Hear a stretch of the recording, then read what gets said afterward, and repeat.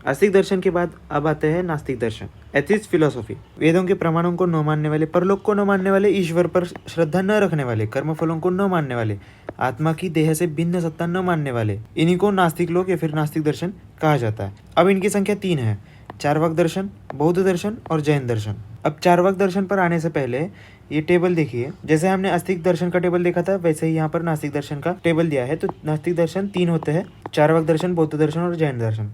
पहले आते हैं चार्वाक दर्शन। देखिए, इसके प्रवर्तक आचार्य है बृहस्पति, इसीलिए इसका पर्याय भी है बृहस्पत्य दर्शन या फिर लोकायत दर्शन, क्योंकि ये लोगों में बहुत ज़्यादा फेमस है, इसलिए लोकायत दर्शन। फिर है बौद्ध दर्शन। बौद्ध दर्शन का आपको पता होगा, गौतम बुद्ध। प्रवर्तक आचार्य के बाद हम आते हैं प्रमुख सिद्धांत पर। स्वभाववाद ये दिया था चार्वाक दर्शन ने, फिर बौद्ध दर्शन ने दिया था क्षणभंगुरवाद और जैन दर्शन ने अनेकांतवाद। प्रमाणों की बात करें तो चार्वाक दर्शन सिर्फ प्रत्यक्ष को मानता है, बौद्ध दर्शन और जैन दर्शन ये दोनों भी 2 प्रमाणों को मानते हैं जो कि प्रत्यक्ष और अनुमान कहलाते हैं। बौद्ध दर्शन का पर्याय है तथागत दर्शन या फिर सौगत दर्शन और जैन दर्शन का पर्याय है अरहत दर्शन। अब आते हैं चार्वाक दर्शन पर। देखिए, जैसे कि हमने बात किया, चार्वाक दर्शन में पर्याय है लोकायत दर्शन, बृहस्पत्य दर्शन, भौतिकवाद, वैतंडिक दर्शन। इसके प्रवर्तक आचार्य है बृहस्पति। अब ये पहला वाला जो पैराग्राफ है इसमें दिया है कि भारतीय साहित्य में अनेक बृहस्पतियों का उल्लेख है, मतलब बृहस्पति आचार्य बहुत सारे हुए हैं, बहुत लोग हुए हैं बृहस्पति नाम से। तो ये कहते हैं कि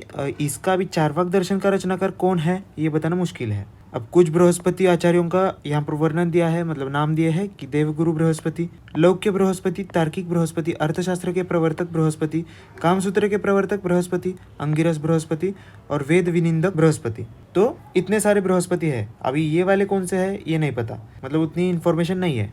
आगे आता है चार्वाक दर्शन का परिचय। चार्वाक दर्शन एक नास्तिक दर्शन है, हमें पता। फिर ये लोकायत दर्शन भी है, क्योंकि लोकेशु आयतः लोकायतः, इसका क्या मतलब है कि लोगों में बहुत ज़्यादा प्रचलित है, इसलिए उसको लोकायत दर्शन कहा जाता है। और लोकायत का अर्थ ये भी है कि इहलौकिक या फिर भौतिकवाद। अब चार्वाक दर्शन का अर्थ समझिए। चार्वाक यानी क्या? चारु प्लस वाक, वाक मतलब बोली और चारु मतलब मीठी, यानी मीठी बोली बोलने वाले चार्वाक कहलाते हैं, मतलब चार्वाक दर्शन से आते हैं। तो चार्वाक दर्शन का संप्रदाय आनंद और सुख भोग का संप्रदाय है। आगे है चार्वाक के आचार्य। जैसे कि हमने देखा कि प्रवर्तक आचार्य बृहस्पति थे। अब ऐसा नहीं कि सिर्फ बृहस्पति ही थे, बाकी भी आए होंगे ना बाद में, तो एकमात्र अंतिम दार्शनिक नहीं थे ऐसा कहा है। फिर चार्वाक वृत्ति के अनेक आचार्य हुए, जैसे कि अजिता, पूर्णा कसप्पा, संजय इत्यादि।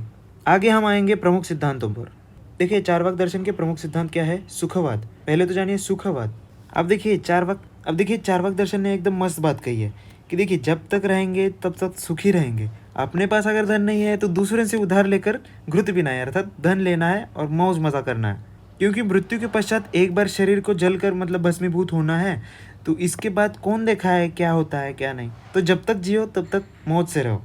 फिर आगे ये भी कहते हैं कि जब तक जीना है मृत्यु के डर से बिना जियो, कि मृत्यु के बाद ये होगा तो हमारा कैसा होगा। तो जीवन को एकदम प्रसन्न चित्त होकर जियो, ऐसा ये उपदेश करते हैं। अब इसके ये भी अर्थ नहीं कि दूसरों को दुख देकर जिए, क्योंकि बाद में वो भी आपको दुख ही देगा। आगे आता है प्रमाण वर्णन। चार्वाक दर्शन केवल प्रत्यक्ष प्रमाण को मानता है, मतलब सिर्फ प्रत्यक्ष प्रमाण, यानी जो दिखता है, जो सुनाई पड़ता है, उसी को ये सत्य मानते हैं। अन्य सारे पदार्थ असत मानते हैं। अब बाकी पदार्थों में अनुमान भी आया, बाकी अब्दोपदेश भी आया, मतलब सारे इनको नहीं मानते। और ये अनुमान को लेकर कहते हैं कि केवल संभावनाओं को उत्पन्न किया जाता है, उसका हमें प्रमाण नहीं दिया जाता है कि वो प्रत्यक्ष है। तो इसलिए जो हम अपने आँखों से देखेंगे, अपने कानों से सुनेंगे, वही ये लोग मानते हैं।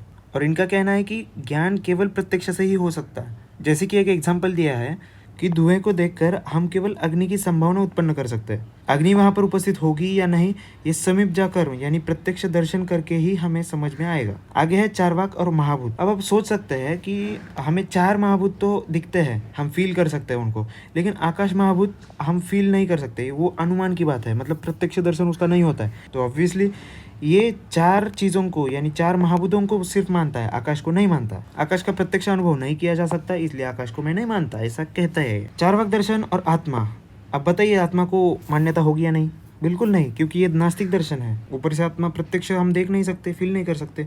तो चार्वाक दर्शन ने आत्मा की उपस्थिति नहीं मानी है। और चैतन्य आत्मा का गुण नहीं है। चैतन्य यानी कॉन्शियसनेस, चैतन्य शरीर का ही गुण है।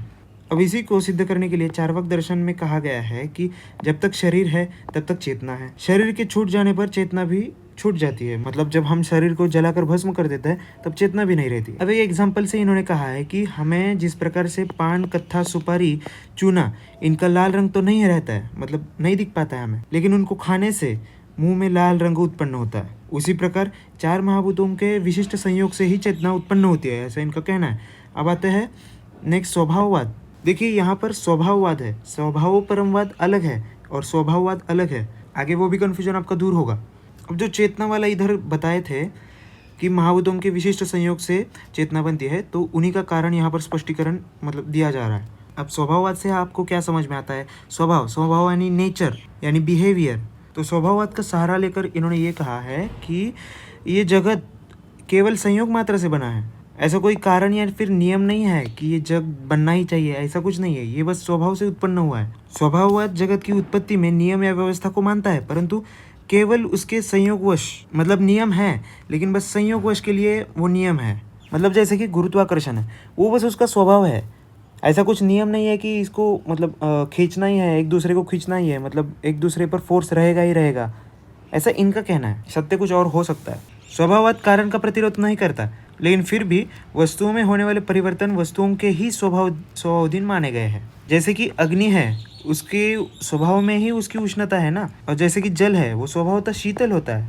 मतलब इनडायरेक्टली ये कहना चाहते हैं कि स्वभाववाद परिवर्तन में किसी अलौकिक शक्ति का अस्तित्व नहीं है, और फिर परिवर्तन जो होता है, परिवर्तन सिर्फ स्वभाव के कारण होता है। कुछ भी अगर हो रहा है तो वो स्वभाव के कारण हो रहा है, ऐसा इनका कहना है। चार्वाक दर्शन और ईश्वरवाद। अब सीधी सी बात यह है कि ईश्वर के अस्तित्व को नहीं मानते, क्योंकि ईश्वर को प्रत्यक्ष प्रमाण से सिद्ध नहीं किया जा सकता है, और चार्वाक दर्शन प्रत्यक्ष प्रमाण को ही मानता है। अब जैसे कि बीज से अंकुर उत्पन्न हो रहा है, तो ये बोलते हैं कि ये कोई ईश्वर की भूमिका नहीं है, अंकुरोत्पत्ति मिट्टी और जल के संयोग से, मतलब स्वभाव से ही हो रही है। नेक्स्ट है चार्वाक दर्शन और मोक्ष।